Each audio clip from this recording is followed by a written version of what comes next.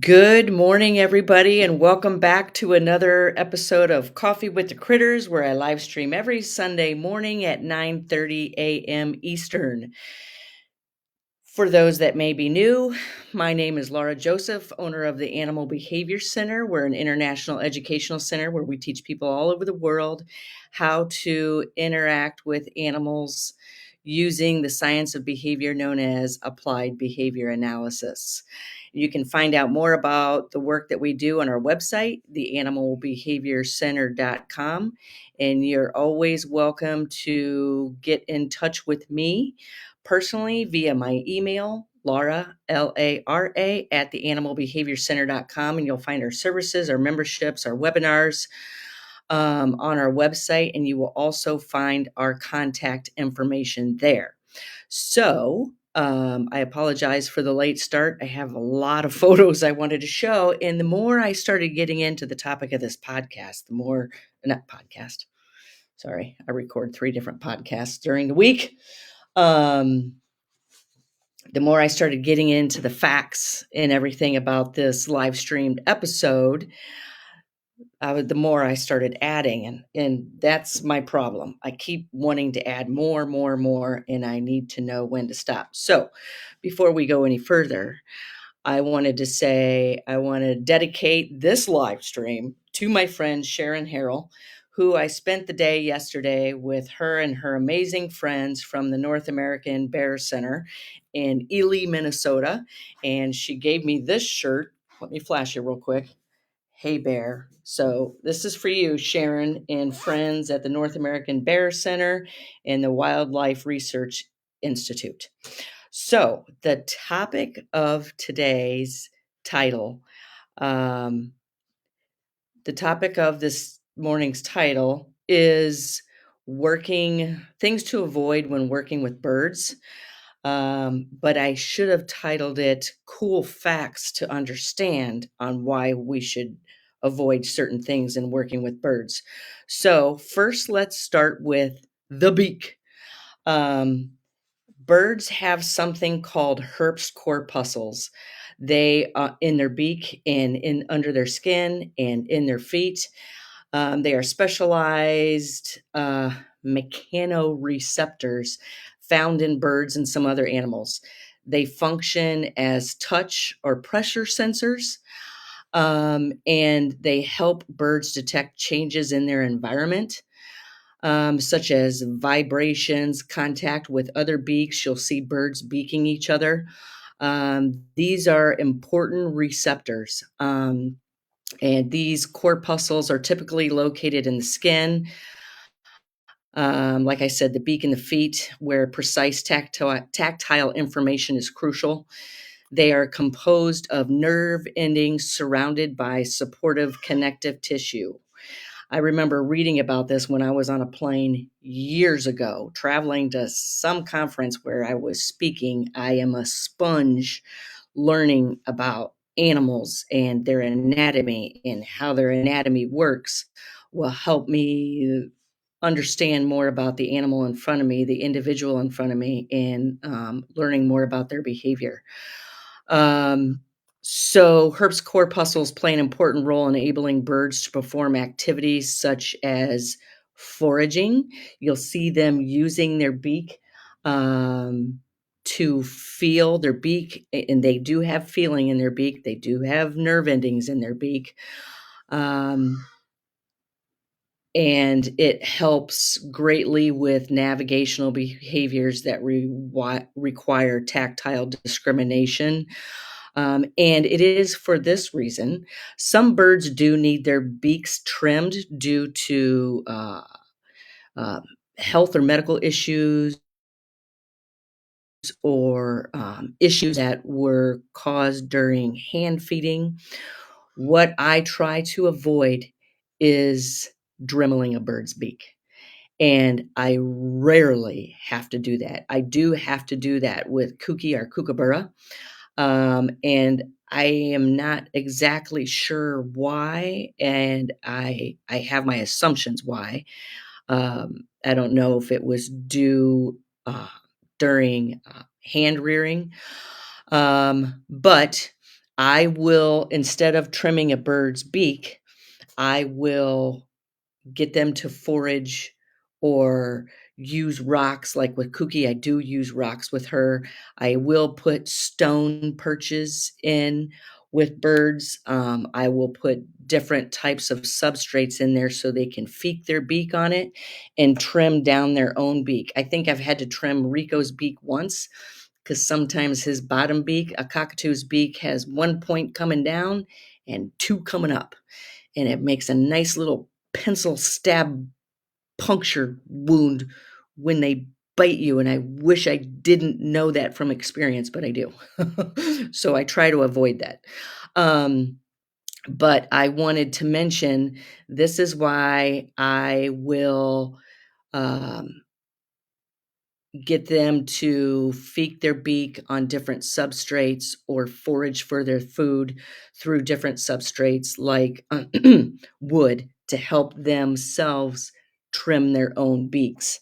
And these herps corpuscles located in their beaks and in their feet in numerous different areas is how they pick up on vibrations in the environment. If you ever are on a beach and all of a sudden all the birds disappear, I'll give you another important tip. Run like hell. Run like hell for the mountains because likely a tsunami is coming because the birds pick up on those vibrations long before we ever do. So that's a cool tip for your next vacation. Okay, so the next thing I want to talk about on important anatomical facts and why we should avoid certain things. Birds have birds have a lot of feathers. Birds have primary feathers. Those are the feathers at the end of the wing. So the wing is kind of shaped like your arm with the elbow, and then they have this. I don't want to get into all the names of it, but they have like a wrist at the end as well. And at the end, on the outer edge right here, are called their primary feathers. And this is another important tip and something I pay very close attention to when designing a bird's enclosure, especially if they're flighted, especially if they're not flighted. Birds' primary feathers are attached to their bodies via specific bone structures along the wing. The primary feathers are anchored into the flight feather follicles located at the end of the wing's metacarpal and phalangeal bones. More precisely, each feather, let me switch to another side. I wish I could show a pointer on here. I'm looking at these outer feathers on Noodle, my cockatiel, my foster cockatiel here.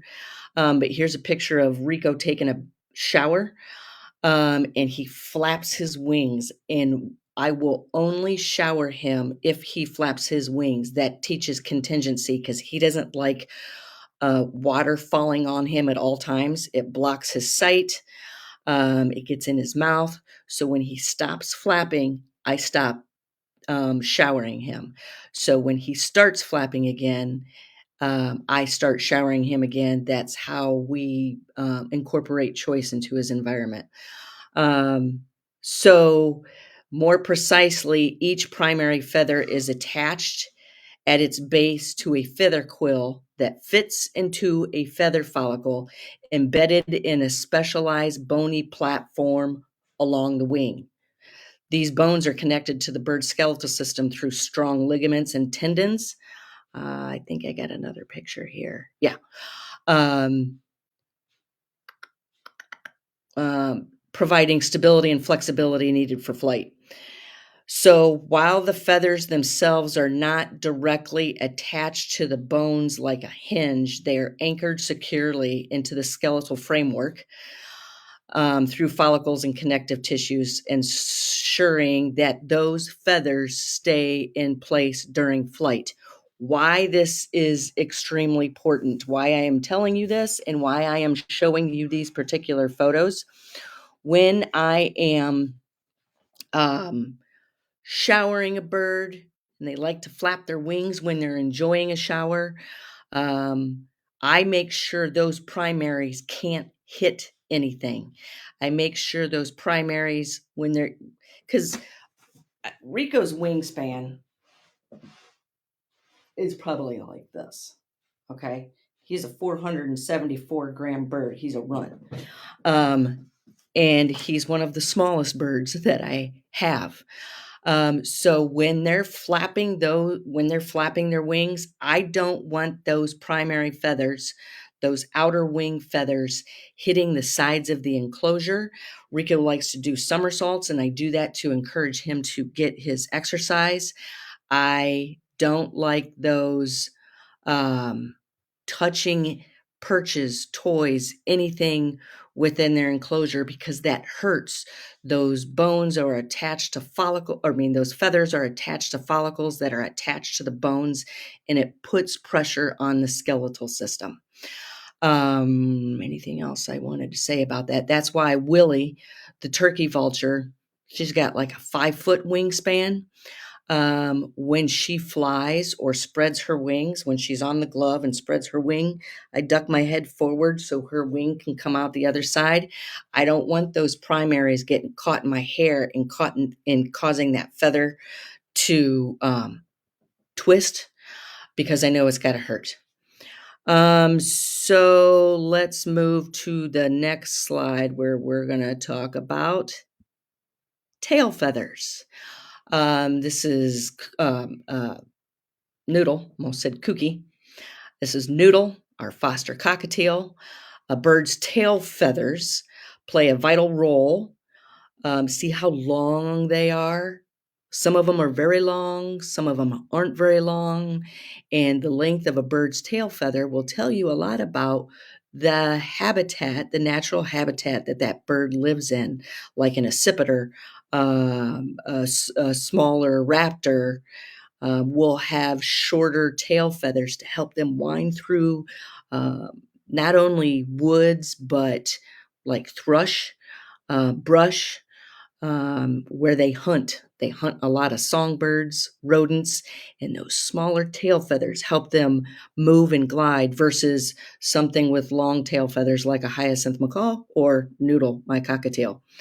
So these tail feathers play a vital role in maintaining balance and stability during flight and while perched. Okay. If you have a parrot in your home, pay close attention because I'm getting ready to tell you a fact that's probably causing some behavior issues that you may not be aware of.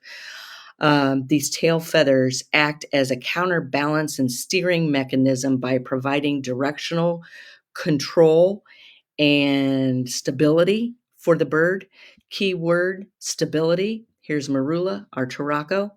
When the bird is flying, the tail feathers help with steering by adjusting their spread and angle, allowing the bird to change direction quickly and smoothly.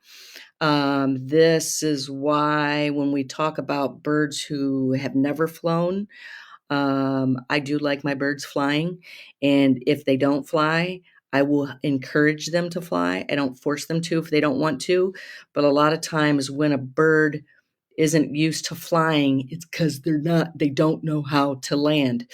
But look at Rico in this photo. Look at how his tail feathers are spread. He's using them to steer, guide, slow down, and you'll see those spread tail feathers turn like this.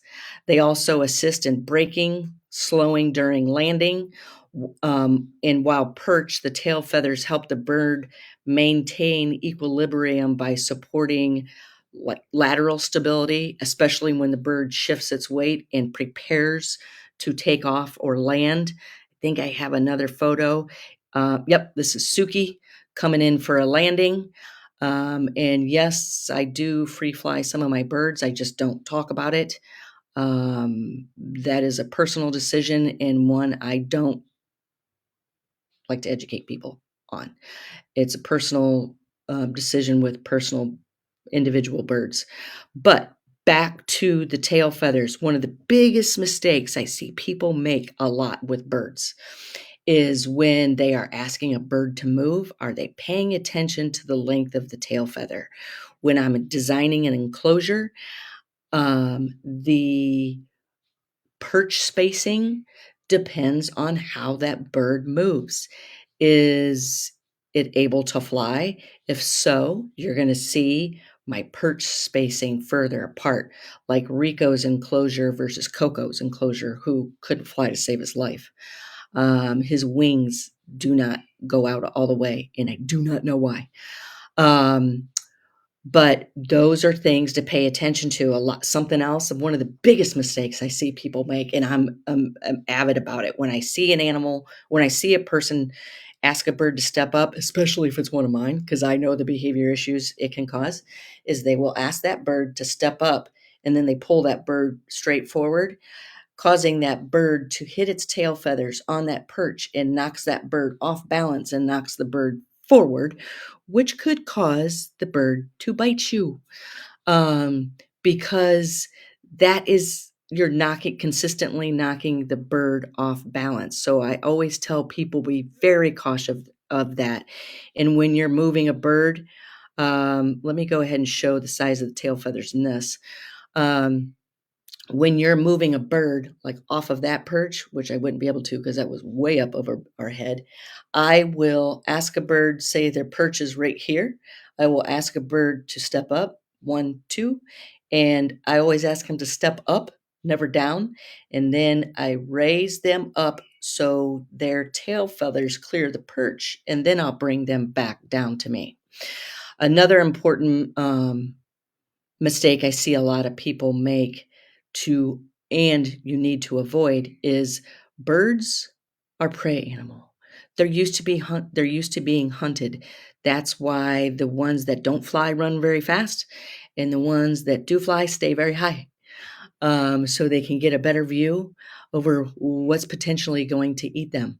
So when they're in our care, um, what I will do, and I specifically showed Wilma and Fred because they came to me for training being extremely fearful birds.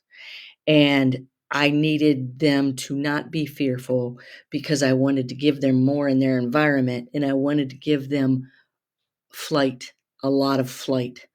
And if I get them out for flight, more flight outside of their enclosure than in, I need to know how I'm going to return them to their enclosure for their safety in the evenings.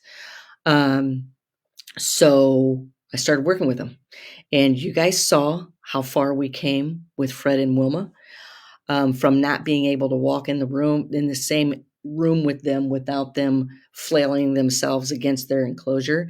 That what you see today is a result of the amazing work of the volunteers and myself here at the Animal Behavior Center.